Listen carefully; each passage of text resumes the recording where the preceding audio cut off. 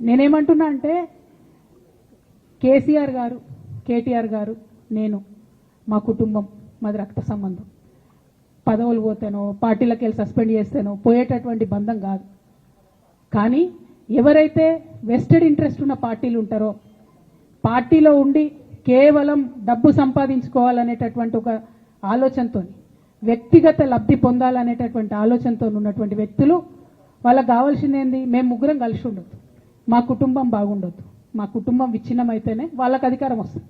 దాంట్లో భాగంగా ఇవాళ మొదటి స్టెప్ నన్ను బయటేసిరు పార్టీలకు వెళ్ళి. అది ఇక్కడితో ఆగదు.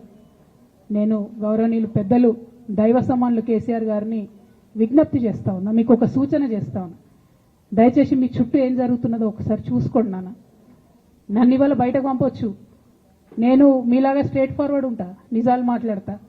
నేను ఉద్యమం నేపథ్యం నుండి వచ్చిన కాబట్టి నాగ్గా ఉన్నది లేనట్టుగా, లేనిది ఉన్నట్టుగా, మోసం చేయాలని చెప్పో ఇంకోటి చేయాలని చెప్పో మాట్లాడను. స్ట్రేట్ ఫార్వర్డ్గా ఇష్యూస్ మాట్లాడతా కాబట్టి నన్ను ఇలా బలి చేసారు, పర్వాలే.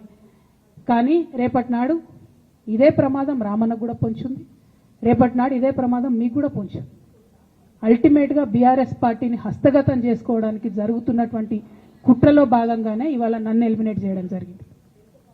నేను ఇవాళ ఓపెన్గా అడుగుతా ఉన్నాను, హరీష్ రావు గారికి నేను సూటి ప్రశ్న వేస్తున్నా, ఈ రాష్ట్ర ముఖ్యమంత్రి రేవంత్ రెడ్డి గారు కూడా నేను సూటి ప్రశ్న వేస్తున్నా.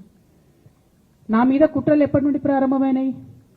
ఎప్పుడైతే హరీష్ రావు గారు, రేవంత్ రెడ్డి గారు ఒకే ఫ్లైట్లో హైదరాబాద్ నుండి ఢిల్లీకో, ఢిల్లీ నుండి హైదరాబాద్లో ఒకే ఫ్లైట్లో వాళ్ళిద్దరు ప్రయాణం చేసి వచ్చినప్పుడు హరీష్ రావు గారు రేవంత్ రెడ్డి గారు కాలు పట్టుకొని సరెండర్ అయినాక ఈ కుట్రలు స్టార్ట్ అయినాయి, నా మీద ఈ స్టోరీలు స్టార్ట్ అయినాయి, మా కుటుంబాన్ని విడగొట్టాలనేటటువంటి కుట్ర స్టార్ట్ అయింది. నేను ఛాలెంజ్ చేస్తా ఉన్నా, రేవంత్ రెడ్డి గారు మీరు చెప్పండి, ఆ ప్రయాణం జరిగిందా జరగలేదా?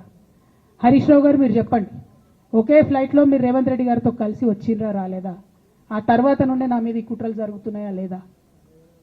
సరెండర్ అయింది మీరు,